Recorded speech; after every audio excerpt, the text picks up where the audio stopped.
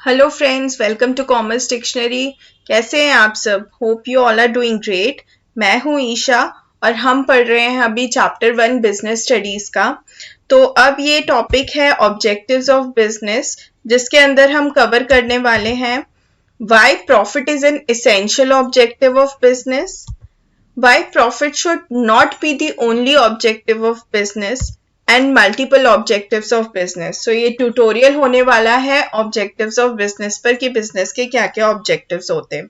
so let's start it। अब मैं बात करूं ऑब्जेक्टिव की, तो हम सबकी लाइफ में कोई ना कोई एम रहता है, कोई ना कोई पर्पस रहता है जो हमें अचीव करना होता है। फॉर एन एग्जाम्पल, जैसे मैंने सोच लिया कि यार मुझे सीए बनना है, I have to clear my CA in first attempt, या मुझे अगले 3 साल में एक स्टैब्लिश्ड अफिलिएट मार्केटर बनना है।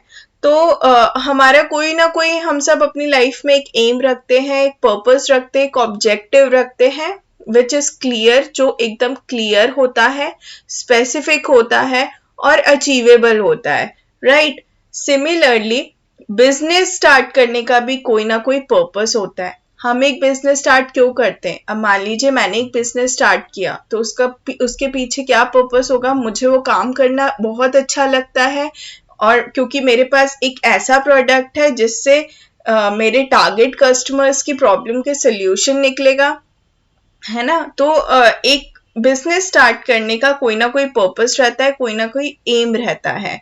तो एक ऑब्जेक्टिव क्या रहता है? वो एम, वो पॉइंट जो एक बिजनेस ऑर्गेनाइजेशन को अचीव करना है एक स्पेसिफिक टाइम पीरियड के अंदर। लाइक मुझे अब वो प्रोडक्ट क्रिएट करना है, तो वो प्रोडक्ट क्रिएट करना is my objective of starting my business, है ना।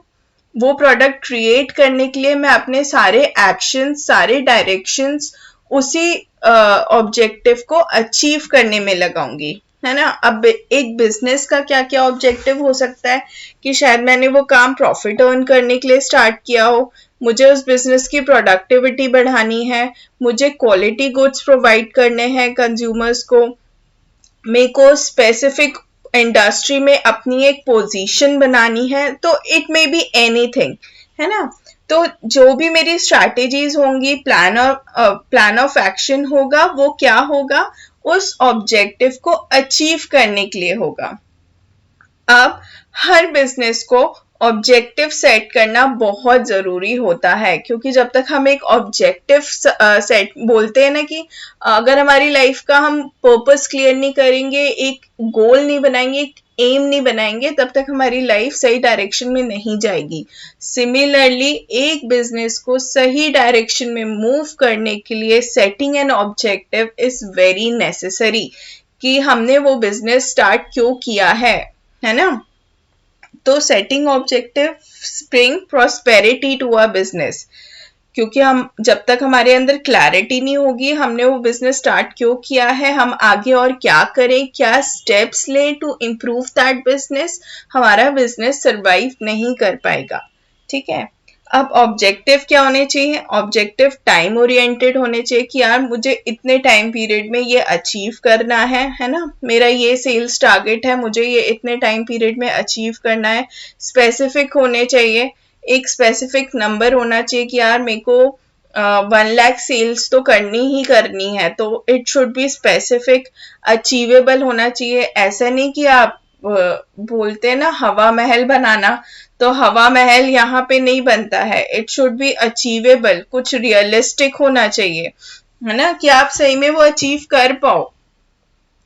फिर रेलेवेंट होना चाहिए, है ना, कि मतलब लगे कि हाँ ये है ऑब्जेक्टिव, ये वाकई में है ऑब्जेक्टिव, कोई भी ऐसी कहानियां नहीं बनानी है। और मेजरेबल होना चाहिए, राइट, जिससे आपको कुछ रिटर्न मिल रहा हो, आपका बिजनेस फ्लरिश करे, ऐसा होना चाहिए, ठीक है।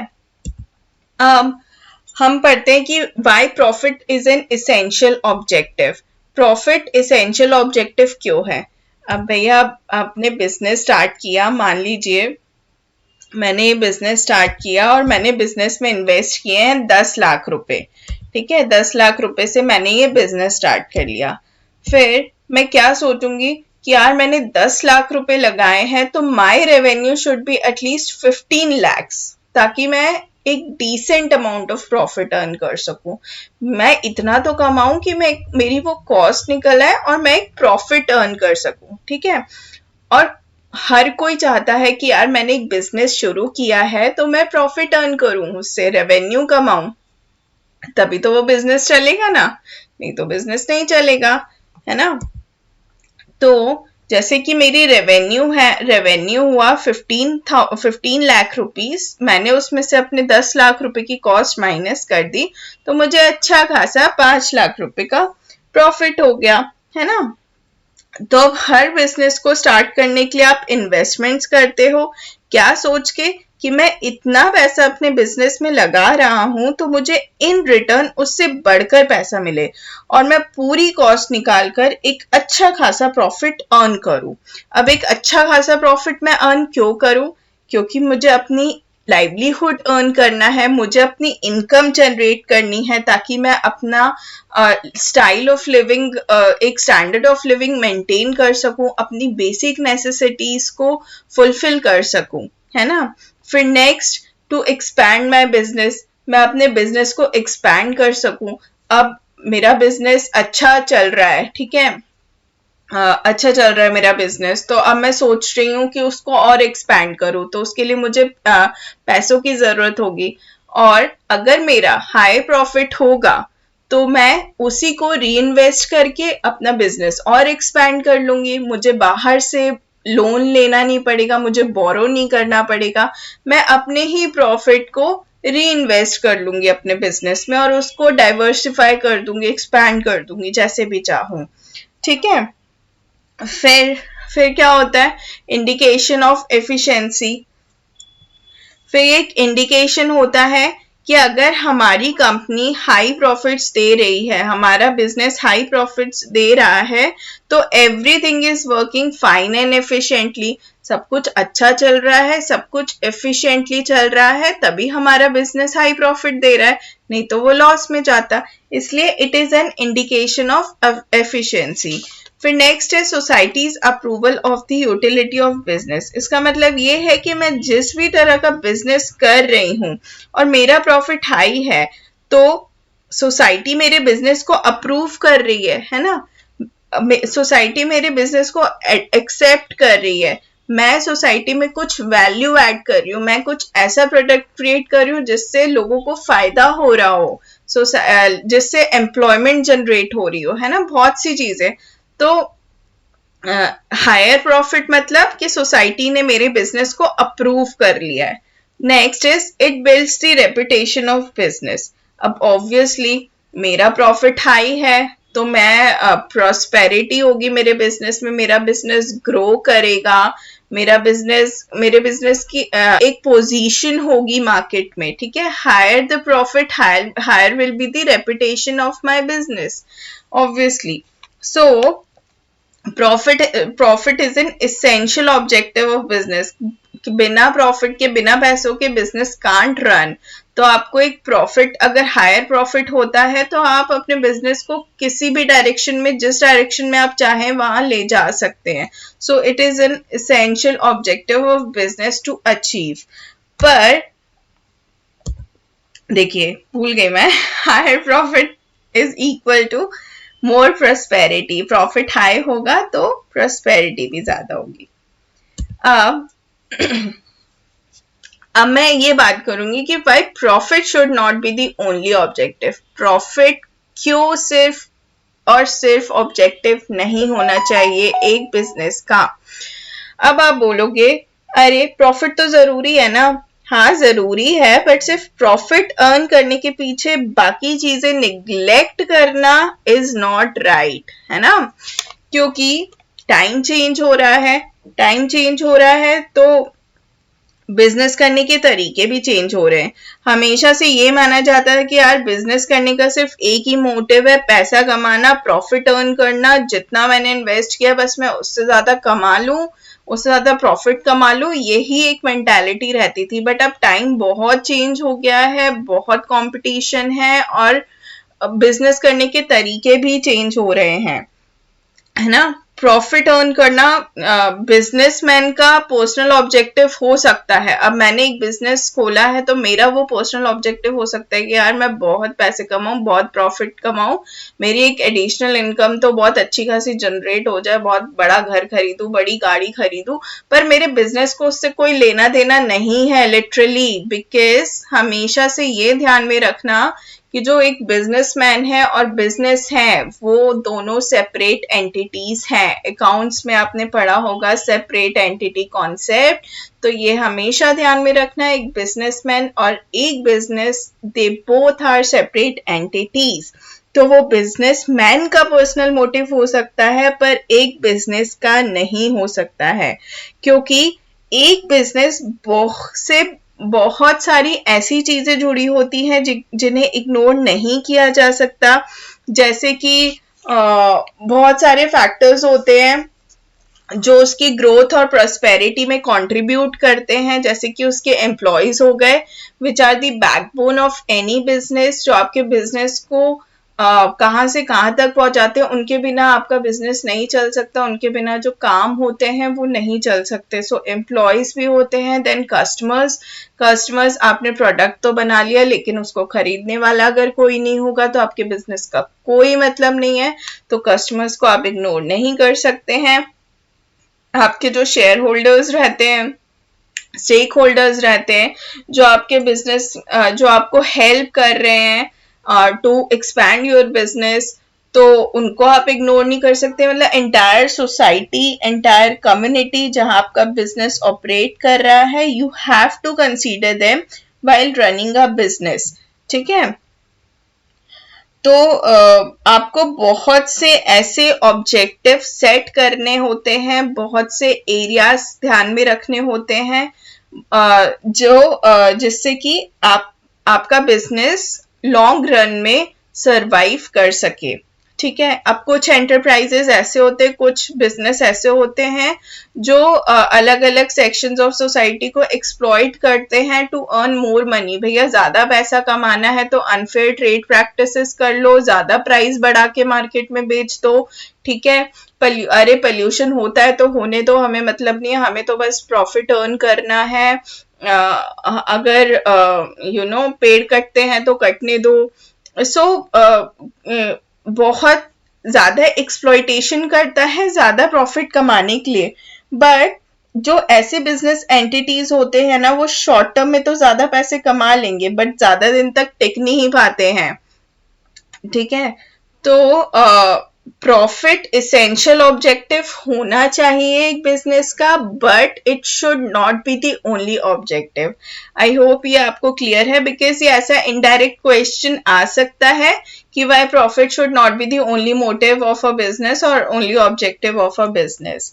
तो आप लिख सकते हैं, इसके नोट्स मेरे ब्लॉग में अपडेटेड है, मतलब जो भी मैं जिस वे में आपको समझाती हूँ, it is written in a broad sense over there. तो आप वहां से इजिली नोट्स ले सकते, पढ़ सकते और आंसर्स फ्रेम कर सकते हैं। उसकी लिंक डिस्क्रिप्शन बॉक्स में दिया है। अब हम नेक्स्ट टॉपिक पे आते हैं, which is multiple objectives of business. अब एक बिजनेस को सर्वाइव एंड ग्रो करने के लिए कुछ ऑब्जेक्टिव सेट करने पड़ते हैं, जैसे कि मैंने बताया कि देयर आर वेरियस एस्पेक्ट्स जिस पर बिजनेस डिपेंड करता है। बहुत सारे ऐसे फैक्टर्स होते हैं जिस पर बिजनेस डिपेंड करता है और उसके बिना बिजनेस को चला पाना इज इम्पॉसिबल। जैसे कि उसके कॉम्पिटिटर्स कितने हैं, किस तरीके की न्यू मेथडोलॉजी और इनोवेशंस करने हैं, प्रोडक्टिविटी इंक्रीज कैसे हो, रिसोर्स मैनेजमेंट सही रहे, प्रॉफिट कैसे इंक्रीज हो, एम्प्लॉयज की परफॉर्मेंस भी देखनी होती है, सेल्स टारगेट्स भी सेट करने होते हैं, customer orientation is an important point, entire society, मतलब बहुत सारी ऐसी चीजें हैं जो एक बिजनेस को ग्रो करने में हेल्प करती हैं, है ना। तो अब बिजनेस को ऐसे ऑब्जेक्टिव सेट करने चाहिए जो स्पेसिफिक हो, कॉन्क्रीट हो और ये मेंशन रहे कि उन ऑब्जेक्टिव्स को अचीव करने के लिए एक बिजनेस क्या क्या स्टेप्स उठाएगा, है ना। जैसे कि हमको अब हायर प्रॉफिट अर्न करना है तो हमें एक सेल्स टारगेट सेट करना पड़ेगा, है ना।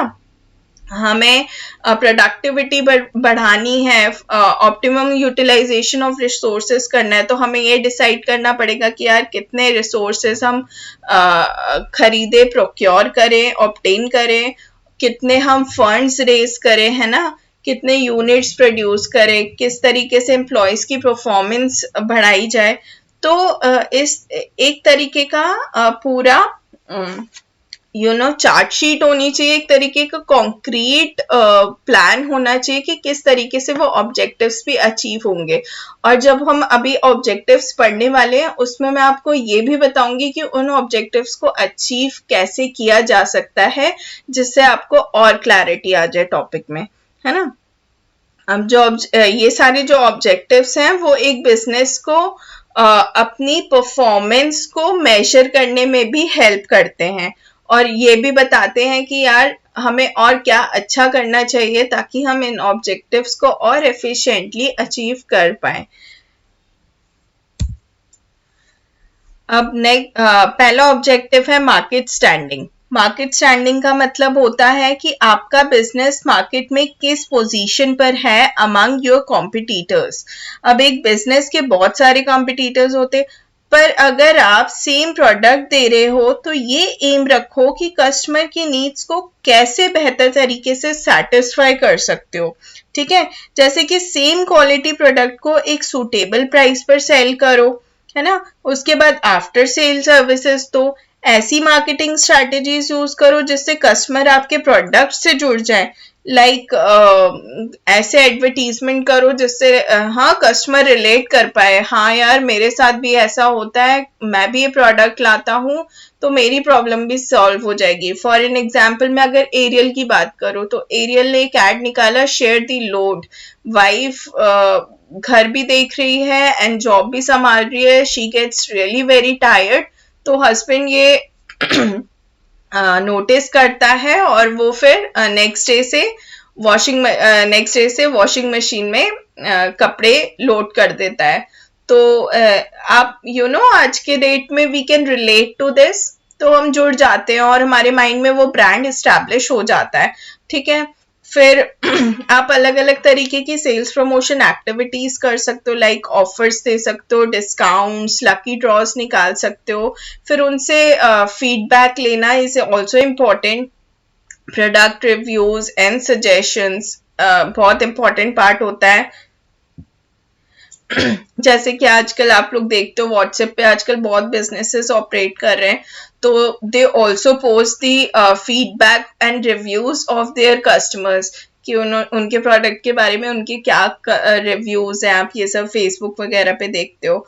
तो इस तरीके से आप एक मार्केट में अपनी बहुत ही स्ट्रांग पोजीशन बना सकते हो। उनको सबसे पहला है उनकी नीड्स अच्छे से आइडेंटिफाई करो, उनको गुड क्वालिटी प्रोडक्ट्स दो at suitable price, after sale services is very necessary, है ना। तो ये सारे मेथड से आप ये ऑब्जेक्टिव को इजीली अचीव कर लोगे। अब मैं कुछ आपको रियल टाइम एग्जांपल देती हूँ। पहला है पतंजलि का। अब पतंजलि आप जानते हो बहुत ही शॉर्ट स्पैन में अपनी जगह बना ली है। Hindustan Unilever limited, Procter and Gamble, Nestle जैसी कंपनी को टफ कंपटीशन दिया है। फास्टेस्ट ग्रोइंग एफएमसीजी कंपनी है।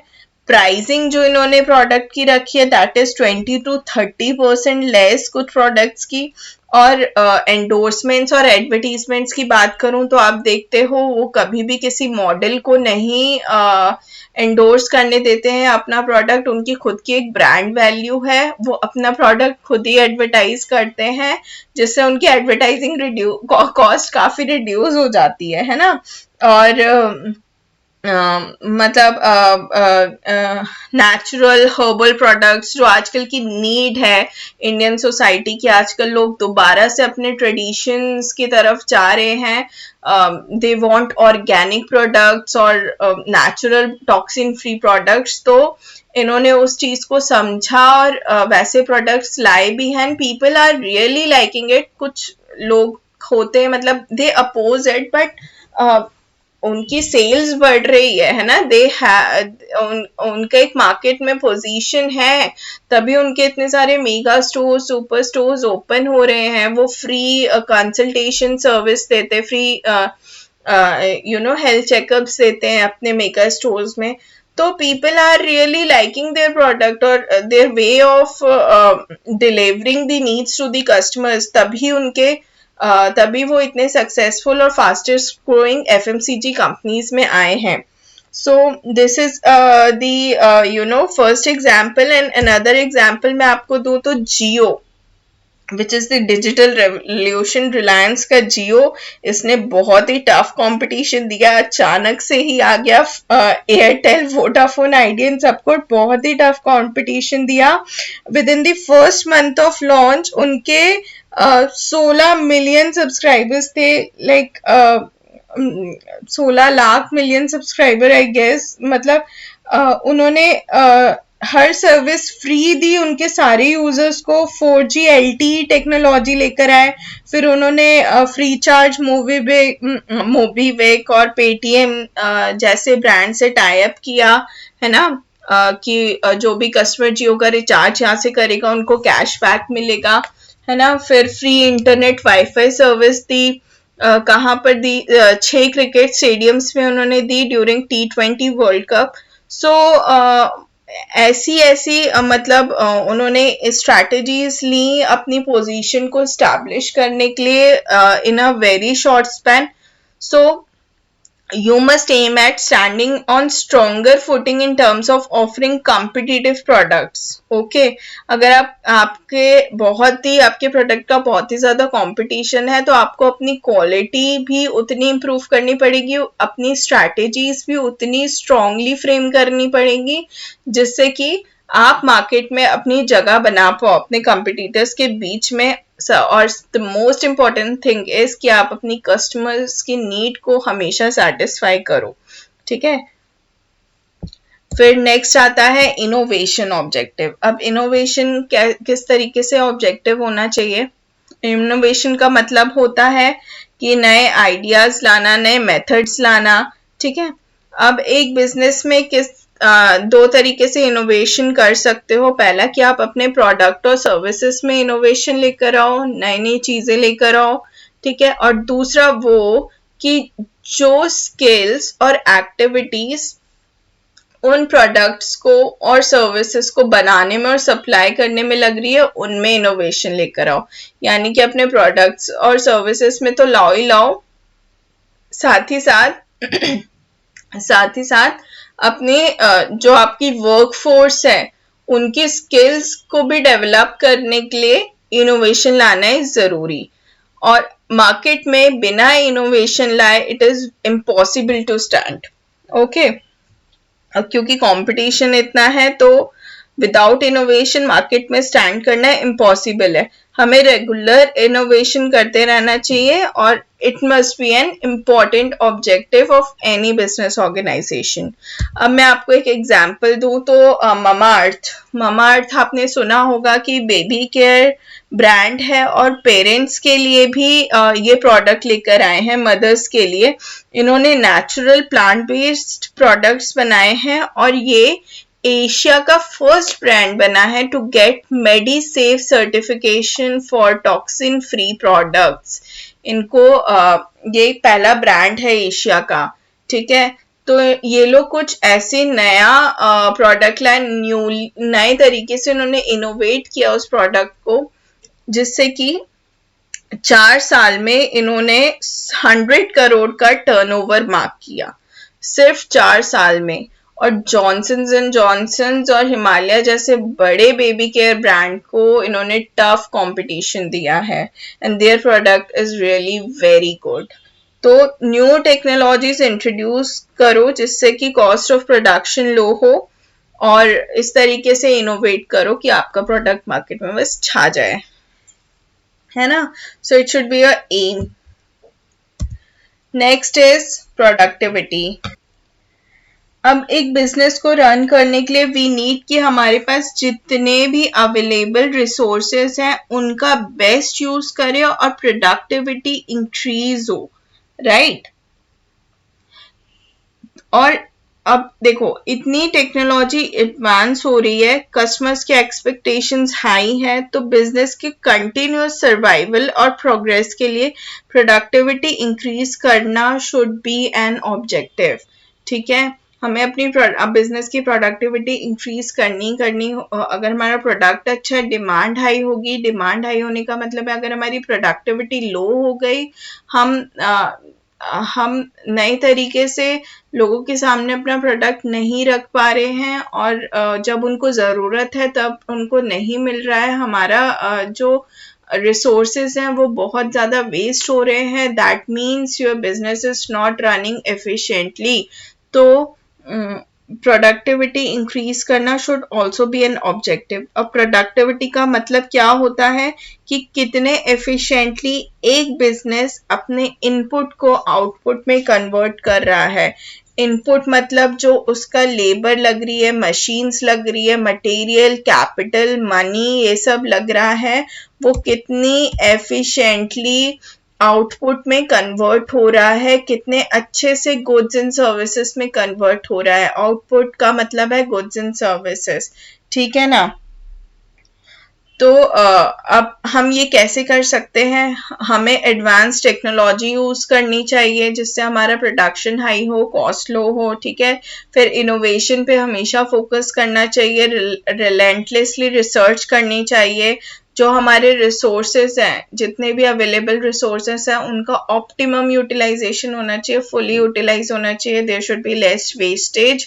फिर सबसे most important thing is we should invest in our workforce. हमें अपने जो एम्प्लॉयज हैं उन पर इन्वेस्ट करना, उनकी स्किल्स को टाइम टू टाइम डेवलप करते रहना इज मोस्ट इम्पॉर्टेंट थिंग। उनकी जब तक हम स्किल्स को इम्प्रूव नहीं करेंगे तब तक ना उनका ग्रोथ एंड डेवलपमेंट होगा, ना हमारे बिजनेस का ग्रोथ एंड डेवलपमेंट होगा। तो अपने एम्प्लॉयज को मेंटेन करना, उन पर इन्वेस्ट करना भी, इन्वेस्ट करने से भी हमारी जो बिजनेस की प्रोडक्टिविटी है वो इंक्रीज होती है। अब मैं एक रियल टाइम एग्जांपल की बात करूं तो Reliance industries limited is the biggest example. ये इंडिया का one of the most largest profitable and productive company मानी जाती है ना।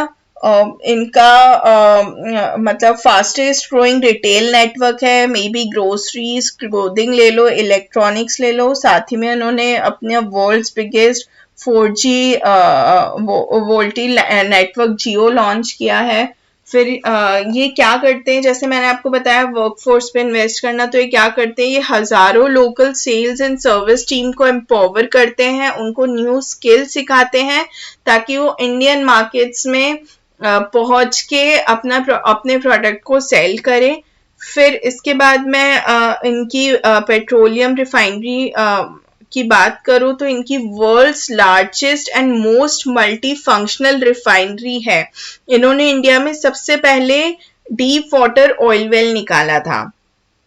ये मतलब आप इनके बारे में, रिलायंस इंडस्ट्रीज के बारे में अगर स्टडी करोगे तो आपको पता चलेगा they spend lots of time thinking, studying and researching, किस तरीके से लॉन्च करना है प्रोडक्ट, किस तरीके से इम्प्रूव करना है, ग्रो करना है। किसी भी काम को मतलब करने से पहले इतनी रिसर्च होती है इस कंपनी में। साथ ही में अपने ह्यूमन रिसोर्सेस पे, एम्प्लॉयज पे वो बहुत इन्वेस्ट करते हैं। इनका एक पूरा का पूरा ह्यूमन कैपिटल मैनेजमेंट है, जहाँ पे मतलब गोल सेटिंग्स के लिए टूल्स यूज किए जाते हैं। उससे क्या होता है, एम्प्लॉयज की प्रोडक्टिविटी इंक्रीज होती है, और जो एम्प्लॉयज हैं वो हमेशा ग्रोथ ओरिएंटेड रहें और एफिशिएंट रहें। उनको गोल्स दिए जाते हैं, उनसे परफॉर्मेंस फीडबैक लिया जाता है हमेशा। तो आपको एक सक्सेसफुल इंडस्ट्री बनने के लिए, एक सक्सेसफुल बिजनेस स्टैब्लिश करने के लिए अपने कंपनी की प्रोडक्टिविटी इंक्रीज करना बहुत जरूरी है। नेक्स्ट आते हैं हम फिजिकल एंड फाइनेंशियल रिसोर्सेज पे। अब हर बिजनेस को रन करने के लिए सफिशिएंट रिसोर्सेज की जरूरत होती है। ये फिजिकल रिसोर्सेज होते हैं और फाइनेंशियल रिसोर्सेज होते हैं। बेसिकली याद रखना है ये 4 M's होते हैं। First is man, material, money and machine. 4 M's याद रखना, ओके। तो ये जो रिसोर्सेज होते हैं ये बहुत ही जरूरी होते हैं एक बिजनेस को चलाने के लिए। और अब सब जानते हैं कि ये रिसोर्सेज लिमिटेड है, खाली मैन को छोड़ के ये पॉपुलेशन तो बढ़ती जा रही है। तो तो पर फिर भी जितने लोग आपने लगाए हुए हैं, जो भी ये चीजें आपने लगाई हुई हैं, एक बिजनेस का ये ऑब्जेक्टिव होना चाहिए कि इन सारी रिसोर्सेस को एफिशिएंटली यूटिलाइज कराए, बहुत ही अच्छे तरीके से यूटिलाइज किया जाए ताकि कम वेस्टेज हो। अगर ऑप्टिमम यूटिलाइजेशन ऑफ रिसोर्सेज होगा, फुलर यूटिलाइजेशन ऑफ रिसोर्सेज होगा और लेस वेस्टेज होगा, तो आपका बिजनेस ग्रो करेगा और हमेशा लॉन्ग रन में सरवाइव करेगा। ठीक है, तो ये एक ऑब्जेक्टिव होना चाहिए कि जो फिजिकल एंड फाइनेंशियल रिसोर्सेज हैं, जो भी हम रिसोर्सेज एम्प्लॉय कर रहे हैं एक बिजनेस को रन करने के लिए, उनका प्रॉपर एफिशिएंट यूटिलाइजेशन हो, है ना। अब हम ये कैसे कर सकते हैं, हमें न्यू न्यू टेक्निक्स इम्प्लीमेंट करनी चाहिए, फिर हमें अपने कॉस्ट को रिड्यूस करना चाहिए, जो हमारे एक्सपेंसेस हैं उनको रिड्यूस करने की कोशिश करनी चाहिए, जो हमारा स्टॉक और इन्वेंट्री मैनेजमेंट है वो प्रॉपर होना चाहिए। ऐसा नहीं कि हमें पता ही नहीं यार कितना स्टॉक रखा है, कितना रॉ मटेरियल का स्टॉक है, कितनी इन्वेंट्री बाकी है, कितनी नहीं है हमारे पास। तो ऐसे नहीं होना चाहिए, इससे सिर्फ वेस्टेज ही होगी और कुछ नहीं होगा। तो there should be proper stock and inventory management policies. फिर जो हमारे फाइनेंसेस हैं उनको मैनेज करना भी बहुत इंपॉर्टेंट है, हमें अपना कैश फ्लो और फंड फ्लो इम्प्रूव करना बहुत जरूरी होता है। कहाँ से पैसा आ रहा है, कहाँ से पैसा ज्यादा जा रहा है, कहाँ से कम आ रहा है, किसको ज्यादा बढ़ाना है और किसको कम करना है, तो वो इम्प्रूव करना बहुत जरूरी है। जो भी हमारी बिजनेस की स्ट्रैटेजीज हैं वो हमें 1975 की नहीं रखनी चाहिए, हमें चेंजिंग टाइम के साथ टाइम टू टाइम हमें अपनी स्ट्रैटेजीज भी चेंज करती रहनी चाहिए, उनको भी फॉर्मुलेट करते रहना बहुत जरूरी है। फिर नेक्स्ट इज जो हमारी वर्क फोर्स है, एम्प्लॉयज है, उनको मेंटेन करना, और जो भी हम टैलेंट एक्वायर करें they should be really strong और हमारे बिजनेस को आगे बढ़ाने वाला ही होना चाहिए। ऐसे नहीं कि जैसे कई government job, sorry not to offend, but होता है कि कुछ एम्प्लॉयज आर लाइक हो रहा है काम ठीक है, नहीं हो रहा है ठीक है, पैसे तो मिल रहे हैं, सैलरी तो आ रही है। तो ऐसा नहीं होना चाहिए। Those who are really passionate to work, जो अपनी क्रिएटिविटी दिखाना चाहते हैं, ऐसी वर्कफोर्स को एम्प्लॉय करना चाहिए। फिर कस्टमर्स को हमें गुड क्वालिटी ऑफ प्रोडक्ट्स देने चाहिए, उनकी नीड सेटिस्फाई करनी चाहिए, तभी हमारे गुड्स की, प्रोडक्ट की और सर्विसेज की मांग बढ़ेगी, और जिससे कि हमारे जो रिसोर्सेज है वो सही डायरेक्शन में लगेंगे और वेस्टेज कम होगा। तो इस तरीके से ये ऑब्जेक्टिव अचीव किया जा सकता है। अब नेक्स्ट देती हूँ मैं, नेक्स्ट टॉपिक है मैनेजर परफॉर्मेंस एंड डेवलपमेंट। अब जो मैनेजमेंट होता है वो किसी भी बिजनेस का इंटीग्रल पार्ट होता है, तो हर बिजनेस में मैनेजर्स की रिक्वायरमेंट होती है कि जो भी एक्टिविटीज है वो कंडक्ट करने के लिए, ऑर्गेनाइज करने के लिए, कोऑर्डिनेट करने के लिए, प्रॉपर प्लानिंग के लिए, मतलब सारी चीजों में मैनेजमेंट इज रिक्वायर्ड, उसके बिना बिजनेस प्रॉपरली फंक्शन नहीं कर सकता है। ठीक है, फिर अब क्या करना चाहिए हमें कि मैनेजर की परफॉर्मेंस को बढ़ाना पड़ेगा, उनकी करियर ग्रोथ पर ध्यान देना पड़ेगा, उनके डेवलपमेंट पर ध्यान देना पड़ेगा, तभी तो वो हमारे बिजनेस को उतनी ही डेडिकेशन से मैनेज करेंगे, राइट। अगर हम उनसे ये एक्सपेक्ट करते रहे कि यार तुम हमें पूरी डेडिकेशन दिखाओ, तुम हमें पूरा अपना टैलेंट दिखाओ और क्रिएटिविटी बढ़ाओ और इनोवेशन लेते आओ और हमारे बिजनेस को नंबर 1 पे पहुंचा दो, पर भैया इन रिटर्न कुछ एक्सपेक्ट मत कर लेना हमसे, हम कुछ नहीं देने वाले तुमको, तो ऐसे कोई काम करेगा क्या? नहीं करेगा। तो आपको बहुत कुछ करना पड़ेगा उनकी परफॉर्मेंस एंड डेवलपमेंट के लिए, तभी आपका बिजनेस मैनेज हो पाएगा। तो आप वो कैसे कर सकते हो?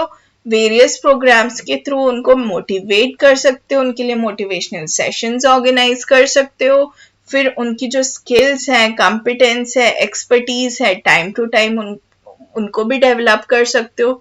यार नई टेक्नोलॉजी आई है पर मैं किसी को सिखाना नहीं चाहता, कहीं ये मेरी कंपनी छोड़ के चला गया तो फिर क्या होगा, सबको पता चल जाएगा उस टेक्नोलॉजी के बारे में। ये सोच बिल्कुल गलत है।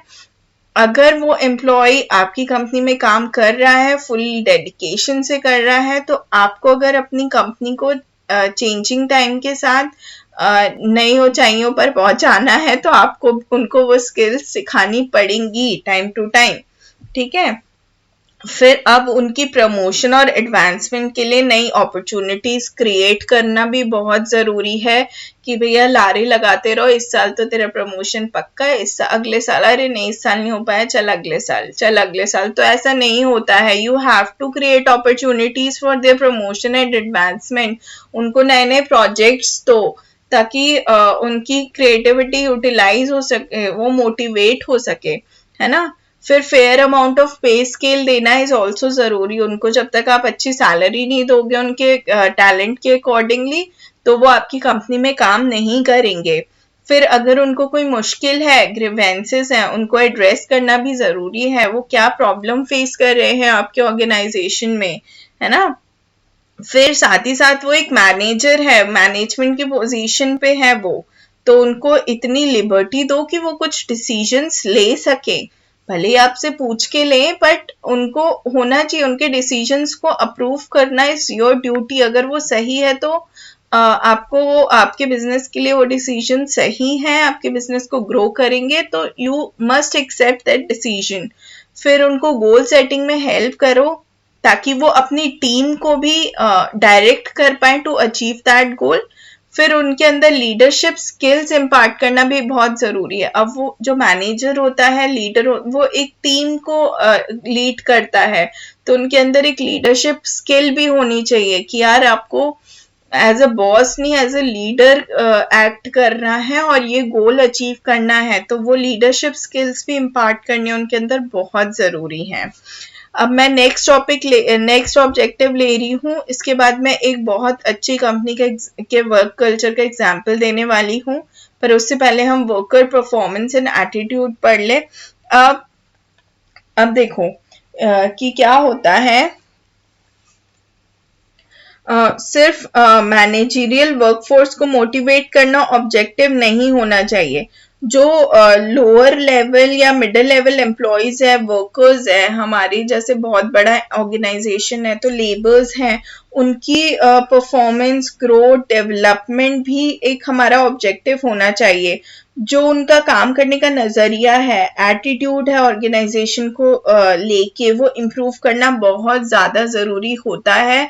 अगर हम उनको इन रिटर्न वो देंगे जो वो एग्जैक्टली कंपनी से एक्सपेक्ट करते हैं, तो वो भी हमारी कंपनी को अपना मान के ही काम करेंगे, है ना। जैसे कि मैंने बताया, तो एक एंटरप्राइज की प्रॉफिटेबिलिटी और प्रोडक्टिविटी बढ़ाने के लिए आपको अपना भी एटीट्यूड इनके लिए पॉजिटिव रखना पड़ेगा और इनकी भी डेवलपमेंट, ग्रोथ और परफॉर्मेंस के बारे में एम करना पड़ेगा। So it should be a must objective to look upon their growth, performance and development. ठीक है। अब वो कैसे कर सकते हो, उनके लिए training and development programmes introduce कर सकते हो। अब भैया आपने कंप्यूटराइज कर दिया, पर अगर आप उनको सिखाओगे ही नहीं कि कंप्यूटर ऑपरेट कैसे करना है, वो पर्टिकुलर सॉफ्टवेयर ऑपरेट कैसे करना है, वो काम कैसे कर पाएंगे, उनका मन कैसे लगेगा काम करने में। तो training and development programmes must introduce. फिर उनको फाइनेंशियल असिस्टेंस प्रोवाइड करना। फाइनेंशियल असिस्टेंस किस फॉर्म में प्रोवाइड कर सकते हो, उनको फेस्टिवल्स पे बोनस दे सकते हो, प्लस आप उनको एक तरीके की एडवाइजरी भी दे सकते हो, फाइनेंशियल एडवाइस भी दे सकते हो कि किस तरीके से वो अपने फंड्स को मैनेज करे, इन्वेस्ट करे उनकी पर्सनल ग्रोथ के लिए। ठीक है ना। तो ये सारी चीजें इज ऑल्सो इम्पोर्टेंट। फिर उनके लिए प्रॉपर सेफ्टी मेजर्स इंट्रोड्यूस होने चाहिए। ग्रीवेंस हैंडलिंग, उनको कुछ भी प्रॉब्लम हो, they can ask you freely कि और आपको उनके ग्रीवेंस को एड्रेस भी करना चाहिए, सॉल्व करना भी चाहिए। फिर उनको उनके काम के हिसाब से फेयर वेजेस दो, फेयर पे स्केल दो, फिर फ्रीक्वेंट फीडबैक्स उनसे लो कि यार तुम्हें काम में कोई दिक्कत तो नहीं आ रही है, कहाँ परेशानी आ रही है, कहाँ लूप होल्स हैं। Feedbacks are really very important employees के भी।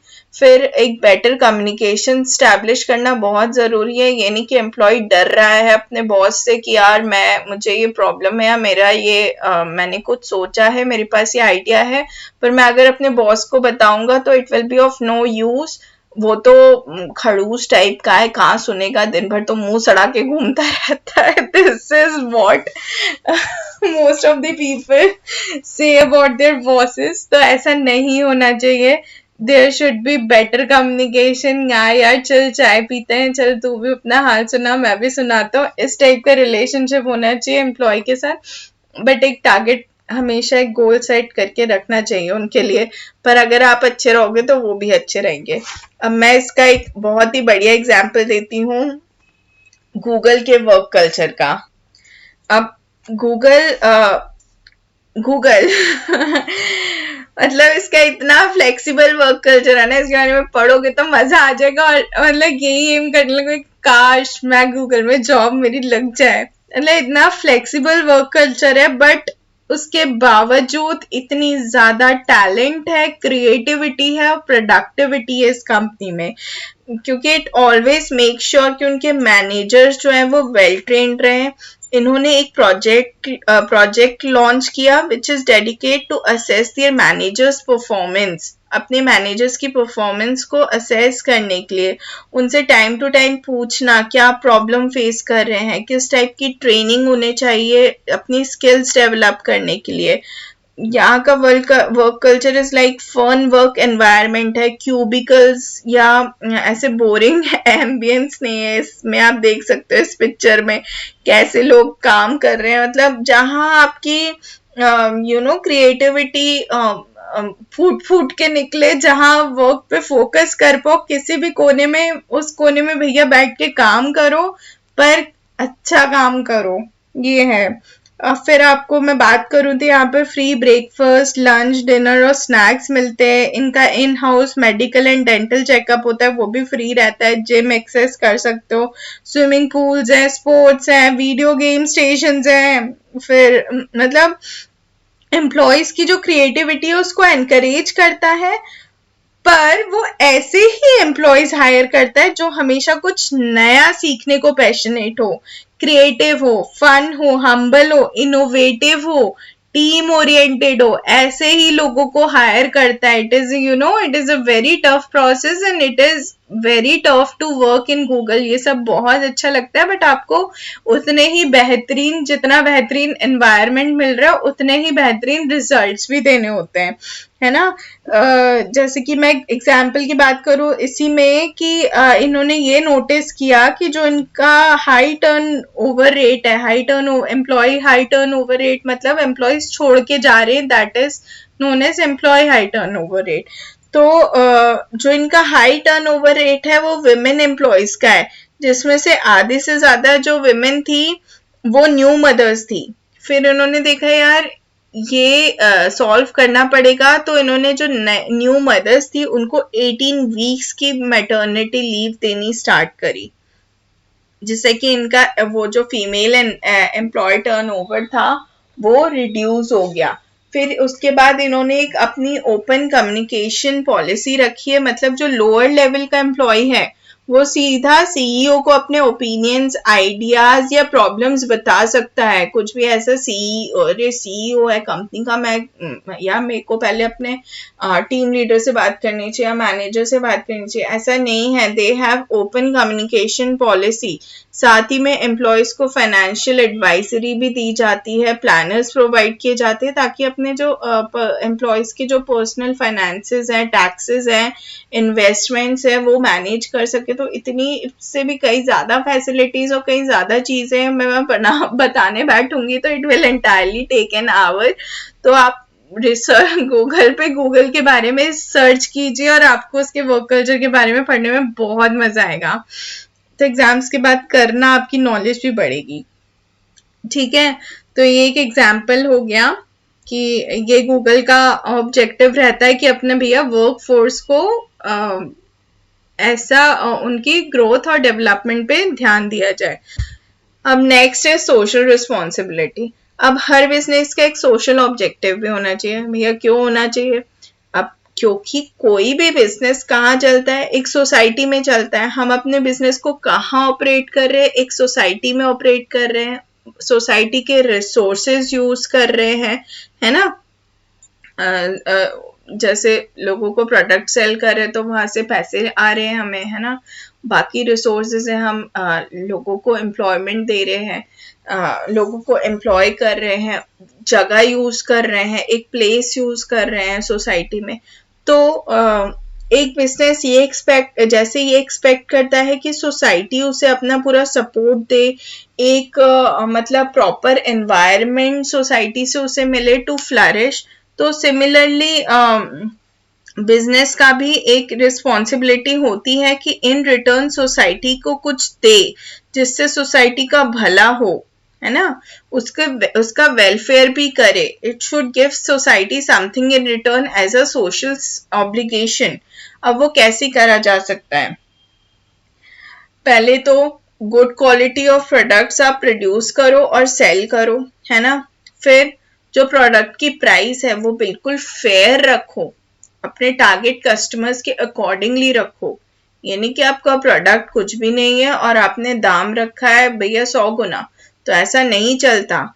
ये आपकी एक तरीके की सोशल रिस्पॉन्सिबिलिटी है, फेयर प्राइसिंग, ठीक है। फिर फेयर ट्रेड प्रैक्टिसेस यूज करो, जैसे कि black marketing, over charging, product hoarding करना प्रोडक्ट्स की, ये सब नहीं करना चाहिए हमें, है ना। इससे क्या होता है, प्रोडक्ट्स के प्राइस भी बढ़ता है। फिर हम कभी कभी प्रोडक्ट की इंफॉर्मेशन ही गलत देते हैं, हम कंज्यूमर्स को मिसलीड करते हैं। कुछ कुछ एडवर्टीजमेंट ऐसे होते हैं जिससे कंज्यूमर मिसलीड होते हैं, और आपके अगर प्रोडक्ट खरीदते हैं और कुछ भी नहीं निकलता तो they really feel very cheated, है ना। तो हमें चीट नहीं करना होता है। We should adopt fair trade practices. फिर हमें सोसाइटी की जनरल वेलफेयर के लिए भी कंट्रीब्यूट करना चाहिए। जैसे कि हमें, अगर हमारी बहुत ही बड़ी कंपनी ऑर्गेनाइजेशन है तो हमें schools, colleges, medical facilities, recreational facilities, ये सब क्रिएट करनी चाहिए, जिसको आजकल कॉर्पोरेट सोशल रिस्पॉन्सिबिलिटी भी कहा जाता है। अब आप ये पढ़ोगे ना तो इसमें जो न्यू कंपनी बिल पास हुआ था, है ना, तो सीएसआर करना आपको जरूरी है। अगर कंपनी की नेट वर्थ है 500 करोड़ या उसका टर्नओवर 1000 करोड़ से ज्यादा है, या उसका नेट प्रॉफिट जो है वो 5 करोड़ से ज्यादा है फाइनेंशियल ईयर में, तो उसको अपने नेट प्रॉफिट का 2% उसमें ऐसी कॉर्पोरेट सोशल रिस्पॉन्सिबिलिटी में लगाना होगा। आप कुछ भी सोसाइटी के वेलफेयर के लिए करो, made be open up schools, opening up of schools, hospitals, ठीक है, और क्या बोलते हैं, एजुकेशनल इंस्टीट्यूशंस खोलो, ट्रेनिंग इंस्टीट्यूशन खोलो, स्पोर्ट्स एकेडमीज खोलो। एनवायरमेंट के लिए कुछ करना चाहते हो तो उसके लिए कुछ करो। तो आप कुछ भी मतलब you have to do this, ये कंपल्सरी होता है।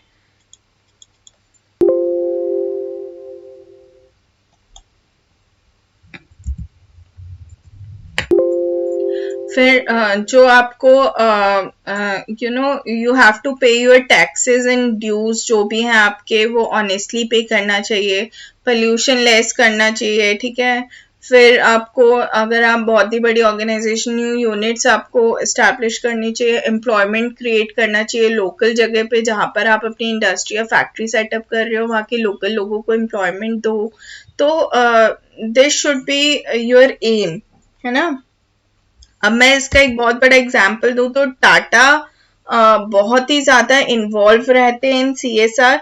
इन्होंने काफी कुछ किया है फॉर सोसाइटी। सबसे पहले इन्होंने 1912 में जमशेदपुर, जिसे टाटा सिटी बोला जाता था, उसका पूरा डेवलपमेंट अपने हाथ में लिया। वहां 500 किलोमीटर की रोड्स बनाई, plan township, housing, parks, garden, sports stadiums, recreational facilities दी, market, health care facilities develop की, मतलब सिर्फ अपनी कंपनी के एम्प्लॉयज के लिए ही नहीं बल्कि वहाँ की पूरी पॉपुलेशन के लिए। और ये जैसे कि आपको पता ही होगा, ये अपना 66% प्रॉफिट चैरिटी में दे देते हैं और अपनी ऑपरेटिंग इनकम का 4% ट्रस्ट को दे देते हैं। ठीक है, अब जैसे ये एक ही आप देखेंगे कि इन्होंने 1,000 करोड़ रुपीस कैंसर पेशेंट्स को दिए इंस्टेड ऑफ सेलिब्रेटिंग दिवाली, इन्होंने 1,000 करोड़ कैंसर पेशेंट्स को दे दिए। इनके ट्रस्ट हैं वो देश के कई छोटे छोटे एनजीओज को फाइनेंशियल असिस्टेंस प्रोवाइड करते हैं, है ना। फिर जैसे कि देखोगे, Tata trust partners with 450 NGOs and works across 170 districts in 17 states. वो 1,250 लोगों को डायरेक्टली एम्प्लॉय करते हैं एक एनजीओ को सपोर्ट करने के लिए। फिर इन्होंने काफ़ी एजुकेशनल इंस्टीट्यूट्स खोले, ट्रेनिंग सेंटर्स डेवलप किए, हॉस्पिटल्स बनाए हैं। ये ग्लोबली माने जाते हैं leaders of CSR, leaders of corporate social responsibility. अब इनके बारे में पढ़ोगे, you will get to know many things, बहुत सारे प्रोग्राम्स इनके चलते हैं। फिर अब मैं और एग्जाम्पल्स की बात करूँ तो Sudha Murthy ji of Infosys foundation, she is an inspiration totally. बहुत मतलब इन्होंने बहुत अच्छा काम किया सोसाइटी के वेलफेयर के लिए। फिर Nita Ambani again from Reliance foundation is doing great work for the welfare of society. फिर अजीम प्रेम जी फाउंडेशन ले लो, टेक महिंद्रा फाउंडेशन जो एजुकेशन में बहुत ज़्यादा इन्वॉल्व हैं। ये दोनों फाउंडेशंस जो गरीब बच्चे होते who are deprived of education, ये दोनों बहुत ज़्यादा उस चीज़ में इन्वॉल्व रहते हैं। फिर ये थे ऑब्जेक्टिव ऑफ बिजनेस और इनको कैसे अचीव कर सकता है एक business. I know it's lengthy video but एकदम आपको ये सारे छोटी छोटी चीज़ें हैं, अगर आप अभी से ही समझ लोगे ना तो आगे जो भी आपके सब्जेक्ट्स आएंगे, जो भी आप करियर पाथ चूज करोगे, आपको पढ़ना पड़ेगा उसमें। और आप रियल लाइफ में भी कुछ भी करते हो तो you should be able to employ all these things in that. तो now thanks for watching the video. और ये वाला ज्ञान पसंद आया तो ज्ञान बांट दो, शेयर बटन दबा के। And if you really like it, give it a thumbs up। और कुछ भी डाउट हो, you can always ping me in comment section, you can always send me a mail। मेरी मेल आईडी हमेशा description box में होती है। इसके नोट्स भी आपको उसमें मिल जाएंगे। इस चैप्टर 1 की जो बाकी वीडियोस हैं उसकी भी प्लेलिस्ट की डिस्क्रिप्शन और उसकी भी वीडियो लिंक्स मैं डिस्क्रिप्शन में डाल देती हूँ, उसकी अलग प्लेलिस्ट भी बनी हुई है। और साथ ही में अगर आपको मेरे ट्यूटोरियल पसंद आ रहे हो तो सब्सक्राइब टू माय चैनल और hit a notification bell icon, जिससे आपको टाइम टू टाइम नोटिफिकेशन मिलता जाए। So for now I'm signing out. See you in next video. Bye. Take care.